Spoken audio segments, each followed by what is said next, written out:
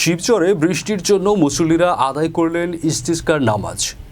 মাদারীপুরের শিবচরে হাজী শরীয়তুল্লাহ রহমতুল্লাহ আলাইহের আস্তানায় ঐতিহাসিক বাহাদুরপুর ময়দানের এই নামাজ আদায় করা হয়। এ সময় মুসল্লিরা অঝরে কাঁদলেন বৃষ্টির জন্য। শিবচর প্রতিনিধি জানান, আজ শনিবার সকাল 8:30টায় জামাত অনুষ্ঠিত হয়। এ সময় বাহাদুরপুর পীর সাহেব আলহাজ হজরত মাওলানা আবদুল্লাহ মোহাম্মদ হাসান সহ বিভিন্ন এলাকার শত শত মুসল্লিরা অংশগ্রহণ করেন এবং বৃষ্টির জন্য দোয়া করেন। নামাজের শুরুতে ইমাম প্রথমে মুসল্লিদের উদ্দেশ্যে নিয়মকানুন বলেন। এরপর মুসল্লিরা সারিবদ্ধভাবে দাঁড়িয়ে নামাজ আদায় করেন।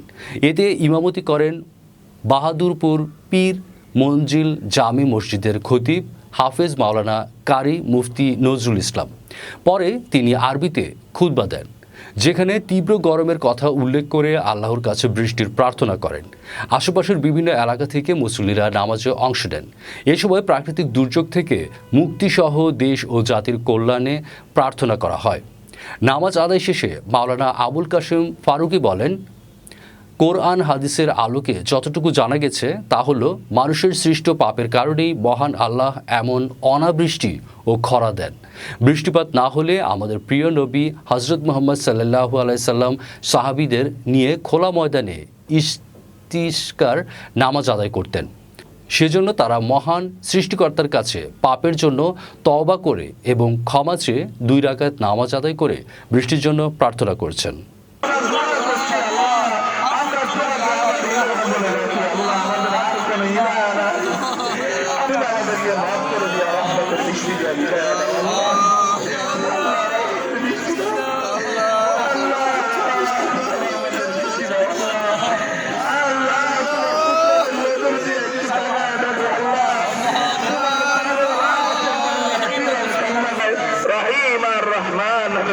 আমাদেরকে মাফ করে দাও আল্লাহ, রহমতের বৃষ্টি দাও আল্লাহ, রহমতের বৃষ্টি দিয়া দুনিয়াকে ভিজায় দাও আল্লাহ।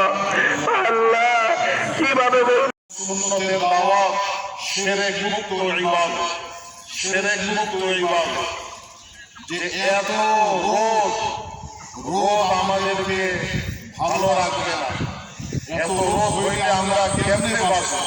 এইগুলি কথা না, সমস্ত কিছুর মালিক একমাত্র আল্লাহ। আল্লাহর কাছে দোয়া করা যে আল্লাহ, আমরা আপনার চাকর, আপনার গোলাম, আপনি আমাদেরকে সাহায্য করুন। আমরা আপনার সাহায্য ব্যতীত আমাদের দ্বিতীয় কোনো পথ নাই, একমাত্র শান্তির পথ মুহাম্মদ সাল্লাল্লাহু আলাইহি ওয়াসাল্লামের তরিকা অনুযায়ী। এই জন্য আজকে দেশবাসীর সমস্ত জায়গাতে বৃষ্টির জন্য নামাজ হচ্ছে। রহমতের বৃষ্টি, জাহমাত ওয়ালা বৃষ্টি নয়, রহমত ওয়ালা বৃষ্টি যেন আল্লাহ পাক আমাদের উপরে দান করে। গরমের তাপমাত্রা যেন আল্লাহ কমিয়ে দেন, স্বাভাবিকভাবে যেন তাপমাত্রা থাকে। সবসময় আপনারা দোয়া করবেন। আমি